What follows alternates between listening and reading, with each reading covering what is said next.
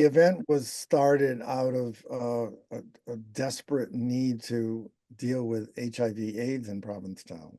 I mean, people were dying weekly. You know, there were memorial services constantly. I mean, I stopped counting after about 100 people that I knew who died, and including my boyfriend who I bought this house that I'm living in now. And so originally the idea of the swim was to support local services. Provincetown became a model in the country for the community coming together. A lot of women came and helped with dealing with the illness and the ramifications of that with the community and families. So, but then soon we realized that, you know, it isn't just about providing services for people with HIV, because people had got services from health clinics, from they needed driving, they needed drivers, they needed meals, they needed all these other things.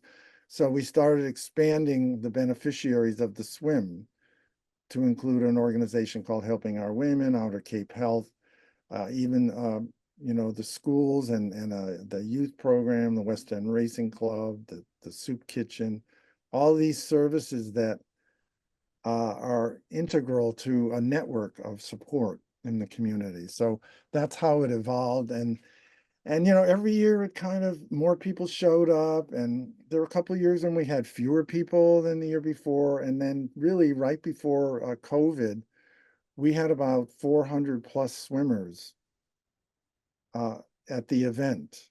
And from all over the country as well. And this became like a reunion for people who, you know, who loved Provincetown, who left because, you know, either, you know, they couldn't find a real job that could support them, or, you know, the cost of housing became so expensive. So people come back to the event. And like I said, we had 400 swimmers. And then after COVID, we're down to about 250 right now. And we also had to change the route from across the harbor because of sharks, you know, the white sharks, to along the shoreline. So we have it along the East End shoreline. And we also have an event the same day in Wellfleet's Great Pond for Hmm. people that swim in the pond. So we've raised over $6 million in 37 years.